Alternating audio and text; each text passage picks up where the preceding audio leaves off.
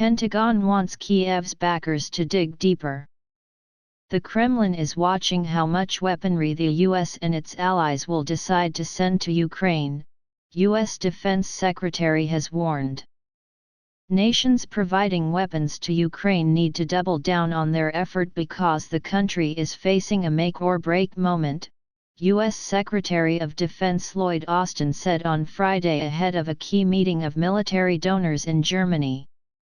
"We need to keep up our momentum and our resolve, and we need to dig even deeper," the Pentagon chief said in his opening remarks before a meeting of the Ukraine Defense Contact Group at the U.S. Ramstein Air Base.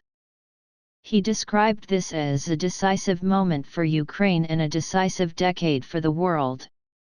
Austin touted the latest military assistance package announced by the Pentagon this week as an example of Washington's leadership. The $2.5 billion commitment boosted total U.S. military aid to Ukraine since hostilities with Russia broke out last February to over $26.7 billion, the U.S. official noted.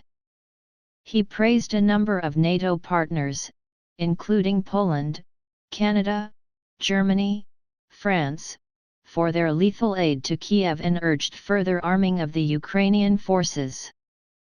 "The Ukrainian people are watching us. The Kremlin is watching us. And history is watching us," Austin declared. Ukrainian Defense Minister Alexei Reznikov will ask donors at the Ramstein meeting for more anti-aircraft systems, offensive weapons, including tanks, and systematic ammo supplies, his department said in a tweet. Whether or not Kiev will be given Western-made tanks has been a point of contention among NATO members.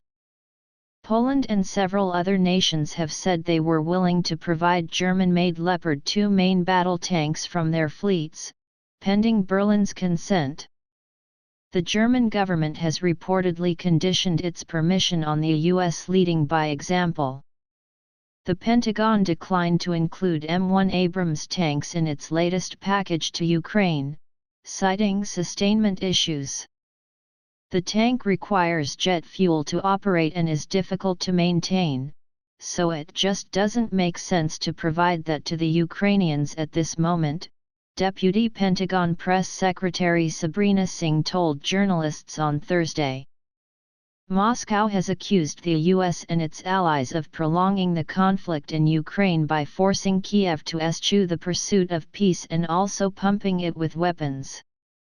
It has pledged to achieve its security goals in the conflict regardless of how much support its adversary receives.